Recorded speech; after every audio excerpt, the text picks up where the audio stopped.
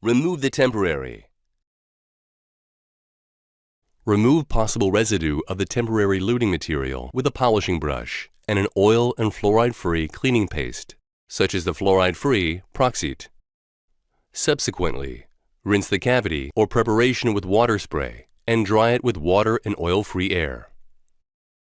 When trying in the permanent restoration, check the accuracy of fit, shade effect, and occlusion of the restoration.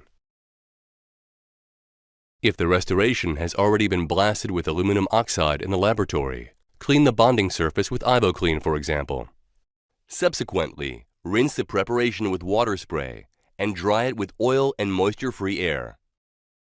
Clean the cavity or preparation again with a polishing brush and an oil and fluoride-free cleaning paste, such as the fluoride-free composite. Finally, rinse the cavity or preparation with water spray and dry it with air. Avoid over-drying. Apply the desired amount of Multilink Speed directly from the auto-mix syringe to the bonding surface of the restoration. Seat the restoration and hold it in place, exerting uniform pressure. Light cure excess cement with a polymerization light, such as Blue Phase N, at a light intensity of 650 milliwatts per square centimeter, for 1 to 2 seconds per quarter surface.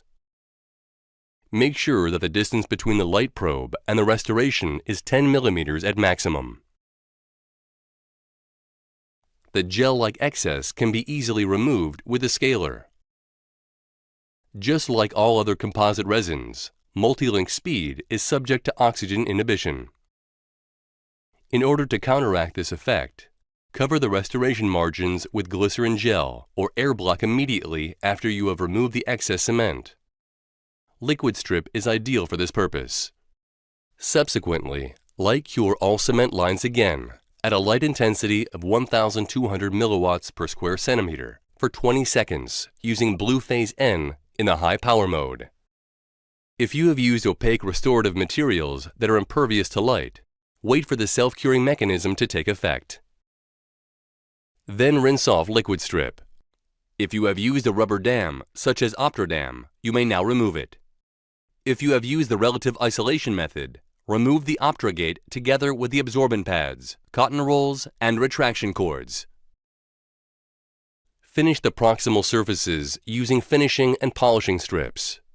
Check the occlusion and functional movements in the process, and make adjustments if necessary. Polish the restorative margins with polishers such as Optropol or with discs. Finally, apply a thin layer of floor protector with a Viva brush or a brush. Disperse the varnish with the air gun and dry it.